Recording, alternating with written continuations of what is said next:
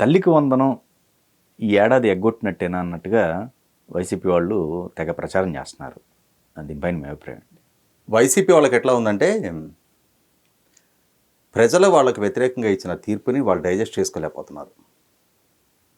చాలా హడావుడిగా, వేడివేడిగా ఇప్పటికిప్పుడు ప్రజలారా మీరు ఇచ్చిన తీర్పు తప్పు, చంద్రబాబు నాయుడు గారి ప్రభుత్వం ఒక ఫెయిల్యూర్ ప్రయోగం, ఆయన మీకు ఇచ్చిన వాగ్దానాన్ని నెరవేర్చట్లేదు, మీరు మళ్ళీ త్వరగా జగన్మోహన్ రెడ్డి గారిని ఎంపిక చేసేసుకోండి. ఎందుకంటే మొన్న వినుకొండలో జగన్మోహన్ రెడ్డి గారు ప్రెస్ మీట్ పెట్టి చెప్తున్నారు కదా, ఇదే జగన్ ఉంటే ఈ పథకం ఆగేదా ఆ పథకం ఆగేదా అని చెప్పని. కానీ ఇక్కడ అదే జగన్మోహన్ రెడ్డి గారు గుర్తుంచుకోవాల్సింది, ఈ ప్రచారానికి పాల్పడుతున్న వాళ్ళ శ్రేణులు కూడా రిలీజ్ అవ్వాల్సింది ఏంటి అంటే, 2019 మే 30 తారీఖు జగన్మోహన్ రెడ్డి గారు పదవి బాధ్యతలు చేపట్టారు. ఆయన నవరత్నాలు ఎప్పటి నుంచి ఒక్కొక్క పథకం అమల్లోకి వచ్చింది? కొన్ని పథకాలు 2019 అక్టోబర్ నుంచి గ్రామ సచివాలయ వ్యవస్థను అమల్లోకి తీసుకొచ్చారు. 2020 జనవరి నుంచి ఇప్పుడు చెప్తున్న తల్లికి వందనానికి ఆ రోజు జగన్మోహన్ రెడ్డి గారు అందించిన అమ్మఒడి 2020 జనవరిలో ఇచ్చారనమాట. మొదట ఆయన పదవి బాధ్యతలు చేపట్టగానే స్కూల్ అడ్మిషన్స్ టైంలో ఇచ్చారా? ఇవాళ ఏ ప్రభుత్వానికైనా కుదురుకోవటానికి కొంత టైం పడుతుంది. పైగా ఇవాళ పదవి బాధ్యతలు చేపట్టిన చంద్రబాబు నాయుడు గారి ప్రభుత్వానికి వారసత్వంగా జగన్మోహన్ రెడ్డి గారు సృష్టించిన ఆర్థిక విధ్వంసం కళ్ళ ముందు కనిపిస్తూ ఉంది. దాన్ని ఓవర్కమ్ అవుతూ ఆయన ఎన్నికలకు ముందు చేసిన వాగ్దానం ఏంటి? జూలై 1 నుంచి పెన్షన్ పెంపును అమలు చేస్తానని చెప్పారు. నిక్కచ్చిగా అమలు చేసి చూపించారు. అదే జగన్మోహన్ రెడ్డి గారు 2019 ఎన్నికలకు ముందు 1000 రూపాయలు పెన్షన్ పెంచుతానని చెప్పిన వ్యక్తి తాను అధికారంలోకి వచ్చిన తర్వాత 1000 రూపాయలు ఊసెత్తకుండా నేను పెంచుతాను కానీ ఒకేసారి కాదు, సంవత్సరానికి 250 చొప్పున 4 సంవత్సరాలు పెంచుతానని చెప్పారు. ఆ పెంచడం కూడా 2019లో ఆయన పదవి బాధ్యతలు చేపట్టిన తర్వాత చెప్పింది ఏంటి అంటే, ప్రతి సంవత్సరం మా నాన్నగారి పుట్టినరోజు జూలై 8వ తారీఖున 250 చొప్పున పెంచుతానన్నారు. ఆయన 2019 మే 30 పదవి బాధ్యతలు చేపట్టారు. మరి 2019 July 8, 2020 July 8, 2021 July 8, 2022 July 8, 2022 July 8కి ఆ 1000 రూపాయలు భర్తీ అయి ఉండాలి. 2024 జనవరి నెలలో పూర్తి స్థాయిలో పెంచడం జరిగింది. అన్నా మీకు క్రమం తప్పకుండా డిఏలు ఇస్తా, మెరుగైన పిఆర్సీ ఇస్తా అని చెప్పిన ప్రభుత్వ ఉద్యోగులకు వాగ్దానం చేసిన జగన్మోహన్ రెడ్డి గారు 2022 జనవరిలో పిఆర్సీ అమలు చేశారు. అది కూడా ఇంటర్మ్ రిలీఫ్ కన్నా తక్కువగా. డిఏలు 5 సంవత్సరాల కాలంలో not even a single DA Jaganmohan Reddy గారి ఘనత అది. అదే సందర్భంలో మెగా డిఎస్సి కండక్ట్ చేస్తానని చెప్పిన జగన్మోహన్ రెడ్డి గారు 5 సంవత్సరాల కాలంలో not even a single DSC. అతుకుల బొంతల్లాగా ఆయన చేసిన సంక్షేమం అద్భుతం, అనితర సాధ్యం అని చెప్పని వాళ్ళ సాక్షి మీడియాలో ఇష్టారీతిన ప్రచారాలు చేసుకున్నారు. ప్రభుత్వ ధనంతో ఫుల్ పేజ్ యాడ్లు ఇచ్చుకున్నారు.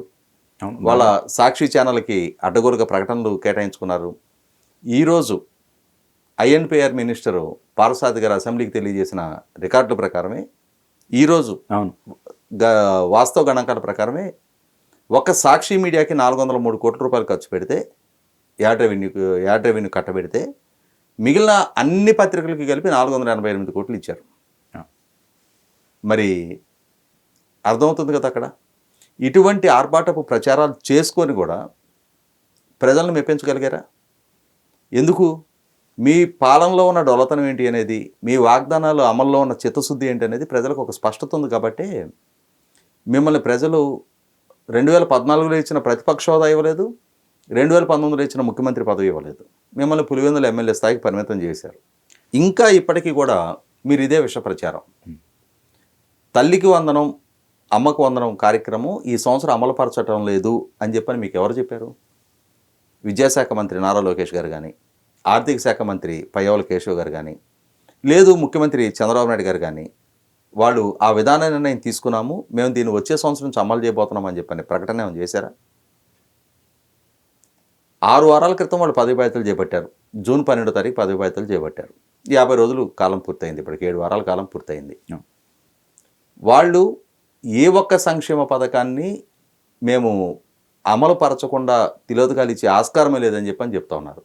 మీరు జీవోలో ఆధారు ఆ, అంటే తల్లుల ఆధారు అటాచ్ చేసుకోవటం కోసం ఇచ్చిన జీవో బేసిస్లో దాంట్లో ఒక్కొక్క తల్లి అని చెప్పని మెన్షన్ చేస్తే దాన్ని మీరు ఒక బిడ్డకే ఇస్తున్నారని చెప్పని ఒక 2-3 రోజులు ప్రచారం చేశారు. ప్రభుత్వం దాని మీద ఒక స్పష్టత ఇచ్చింది. నిన్న అసెంబ్లీలో కూడా నారా లోకేష్ గారు కౌన్సిల్లో ఎంతమంది బిడ్డలు ఉంటే అంతమందికి ఇవ్వబోతున్నాం అని చెప్పారు. ఎంతమంది బిడ్డలు ఉంటే అంతమందికి ఇస్తున్నామని చెప్పారు, కానీ మేము 2025లో అమలు పరుస్తామని చెప్పారా? అంటే ఆ రోజు ఆ ప్రచారం చేశారు, ఇవాళ ఈ ప్రచారం చేస్తూ ఉన్నారు. ఎన్నాళ్ళు చేస్తారు మీరు? ఎంతకాలం ఈ విధంగా మభ్యపెట్టగలుగుతారు? మీ ప్రచారాలు ఏ విధంగా ఉంటాయి అనేది ప్రజలకు ఒక స్పష్టత ఉంది. ఎందుకంటే జగన్మోహన్ రెడ్డి గారే నోరు తెరిస్తే నిజం తప్పించి అన్నీ మాట్లాడతారు ఆయన. మీ సాక్షి మీడియా, మీ సాక్షి సోషల్ మీడియా, లేదు మీ వ్యూహకర్తలు, మీ సలహాదారులు, మీ నాయకులు, మీరు ఏ విధంగా ప్రచారాలు చేస్తారనేది ప్రజలకు ఒక స్పష్టత ఉంది. కాబట్టి ఇవాళ 151 స్థానాల నుంచి 11 స్థానాలకు పరిమితం చేశారు. ఇంకా ఇదే విషయ ప్రచారం. స్వయాన మీ ముఖ్యమంత్రి, మాజీ ముఖ్యమంత్రి జగన్మోహన్ రెడ్డి గారు నోరు తెరిస్తే అబద్ధాలతోటి ఇవాళ ఢిల్లీ వరకు వెళ్ళి 36 రాజకీయ హత్యలు జరిగినాయి, 35 మంది ఆత్మహత్యలు చేసుకున్నారు, 300 మంది మీద హత్యాయత్నాలు జరిగినాయి, 560 ప్రైవేట్ ఆస్తులు ధ్వంసమైనాయి, 490 ప్రభుత్వ ఆస్తులు ధ్వంసమైనాయి, 1000కి పైగా దాడులు దౌర్జన్యాలు జరిగాయి అని చెప్పని నేషనల్ మీడియా ముందు ప్రసంగించారు. మరి జాతీయ మీడియా 36 మంది వివరాలు ఏంటి అని అడిగారు. అసెంబ్లీలో నిన్న సవాల్ చేస్తూ ఉన్నారు. ఈరోజు కూడా అసెంబ్లీ సమావేశాలు జరుగుతూ ఉన్నాయి. మీరు ఎన్నికైన శాసనసభ్యుడిగా, పార్టీ అధ్యక్షుడిగా, మాజీ ముఖ్యమంత్రిగా మీ శ్రేణులు దాడులు దౌర్జన్యాలకు గురవుతున్నారు, ఆస్తుల విధ్వంసానికి గురవుతున్నారు, హత్యలు ఆత్మహత్యలకి బలవుతున్నారు అని నిజంగానే మీ దగ్గర గణాంకాలు ఉంటే అసెంబ్లీకి వచ్చి మాట్లాడండి. ఎందుకని అసెంబ్లీ నుంచి పారిపోయి తాడేపల్లి ఇంట్లోనే కూర్చొని ఇవాళ మీడియాను పిలిచి ప్రెస్ మీట్లు పెట్టి ప్రెస్ మీట్లు కూడా ఇచ్చిన నోటేంటి? వితౌట్ కెమెరాస్ రావాలా?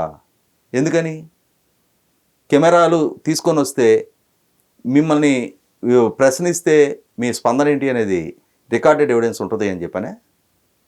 అంటే మనం టికెట్ కొనుక్కొని థియేటర్కి వెళ్తే ఆ స్క్రీన్ మీద వచ్చేది మనం చూడటమే తప్ప అక్కడ ఎదురు మనం ప్రశ్నించడానికో లేకపోతే ప్రస్తావించడానికి ఏం ఆస్కారం ఉండదు. జగన్మోహన్ రెడ్డి గారు కూడా ఏంటంటే ఈరోజు పిలిచిన ప్రెస్ మీట్లో ఆయన ఏం చెప్పదలుచుకున్నారో అది చెప్తారు. విలేకరుల ప్రశ్నలకు సమాధానం చెప్పే నైతికత, స్థైర్యం ఆయన దగ్గర లేదు. కాబట్టి ఆయన బేలతనాన్ని రికార్డెడ్ ఎవిడెన్స్ లేకుండా ఉండటం కోసం, ఎడిటెడ్ ఫుటేజ్ ఇవ్వటం కోసం శాటిలైట్ లింక్ ఇస్తాము సాక్షి మీడియా ద్వారా అని చెప్తా ఉన్నారు. అంటే ఇక్కడ ఎందుకంతటి పలాయనవాదం ప్రదర్శిస్తూ ఉన్నారు మీరు? నిజంగానే మీ దగ్గర చిత్తశుద్ధి ఉంది, మీ శ్రేణులు అఘాయిత్యాలకు గురవుతూ ఉన్నారు, కూటమి ప్రభుత్వం, కూటమి నాయకులు, కూటమి శ్రేణులు మీ మీద దాడులు దౌర్జన్యానికి పాల్పడుతున్నారు, మీ దగ్గర గణాంకాలు ఉన్నాయి, ఎవరెవరు బాధితులు ఒక లిస్టు రిలీజ్ చేయండి. ఎవరు హంతకులు, ఎవరు హతులు? 36 మంది హత్యకు గావింపబడి ఉన్నట్టయితే, హత్యలు జరిగి ఉన్నట్టయితే ఖచ్చితంగా కేసులు నమోదవుతాయి కదా, పోస్ట్మార్టం రిపోర్ట్స్ ఉంటాయి కదా. 35 మంది ఆత్మహత్య చేసుకొని ఉండున్నట్టయితే దానికి సంబంధించిన కేసు రిఫరెన్సెస్, ఎవరెవరు ఏ ప్రాంతాల్లో ఎవరు ఆత్మహత్యలు చేసుకున్నారు, ఎందుకు ఆత్మహత్యలు చేసుకున్నారు, ఎవరు వేధింపులకు ఆత్మహత్యలు చేసుకున్నారు, ఆ వివరాలు బయట పెట్టండి. అంటే మీ చేతిలో ఒక మీడియా ఉంది, మీ చేతిలో సోషల్ మీడియా ఉంది అని చెప్పని ఈ విధమైన వ్యతిరేక ప్రచారాలు చేయడం ద్వారా రాష్ట్ర బ్రాండింగ్ని, రాష్ట్రంలో శాంతి భద్రతలు లేవు అని చెప్పని చిత్రీకరించే ప్రయత్నం చేస్తున్నారు. ప్రీవియస్ అమ్మఒడి చెప్పినప్పుడు వాళ్ళు 2 బిడ్డలకి ఇస్తా అన్నారు కదా, అవును, తర్వాత ఒకళ్ళు అయ్యింది. అవును.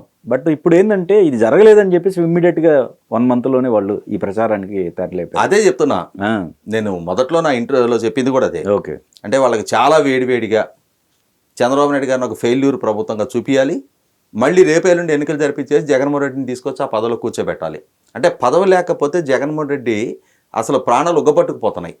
అరికాలు, చిటికెన వేలు గోరు నుంచి తల వెంట్రుక చివరి దాకా పదవి కోల్పోయిన ఆవేదనతోటి, ఆక్రోశంతో రగిలిపోతున్నాడు ఆయన.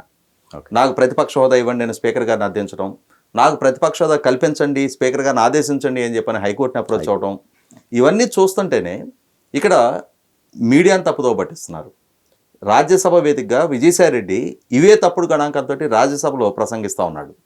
ఖచ్చితంగా సభను తప్పుదో పట్టించే సమాచారం ఇచ్చినందుకు, తప్పుడు సమాచారం ఇచ్చినందుకు విజయసాయిరెడ్డి మీద ఎన్డీఏ కూటమి సభ్యులు, భారతీయ జనతా పార్టీ సభ్యులు ఇవాళ ఎన్డీఏ ప్రభుత్వ ప్రతిష్ట దెబ్బతీస్తున్నందుకు అక్కడ తెలుగుదేశం ప్రాతినిధ్యం లేదు రాజ్యసభలో, వైసీపీకి మాత్రమే ప్రాతినిధ్యం ఉంది. ఇటువంటి సందర్భంలో భారతీయ జనతా పార్టీ సభ్యులు పూనుకొని అతని మీద ప్రివిలేజ్ కమిటీకి రిఫర్ చేయాల్సిన అవసరం ఉంది.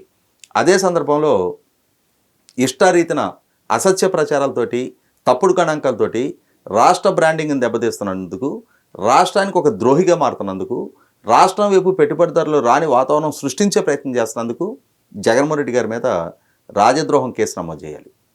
ఏ స్థాయిలో కూడా ఆయన ఎక్స్క్యూజ్ చేయడానికి వీల్లేదు. ఎందుకంటే 5 సంవత్సరాలు విధ్వంసం సృష్టించిన పర్యవసానం ఇవాళ దక్షిణాది రాష్ట్రాల సరసన కనీసం ఏ అంశంలో కూడా పోటీ పడలేని స్థితిలో రాష్ట్రం నిలబడింది.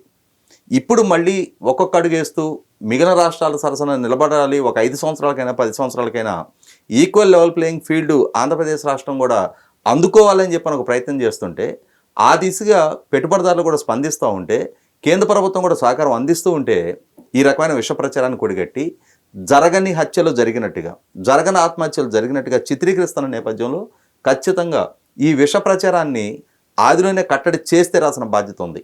లేకుంటే 2014-19 మధ్య ఏ విష ప్రచారం అయితే చేస్తూ వచ్చారో, ఏ విధంగా ప్రజల మనసులను పొల్యూట్ చేశారో అదే విధమైన విధానాన్ని ఈ రోజుకి ఎంచుకుంటున్నారు తప్ప, అసలు ప్రజలు మనల్ని ఎందుకు ఓడించారు, ప్రజలకి ఏ విషయంలో మనం నచ్చలేదు, మా పరిపాలన నచ్చుంటే మీకు మేలు జరిగింది అనుకుంటే మాకు ఓటేయండి అని చెప్పని మనం అభ్యర్థించాం.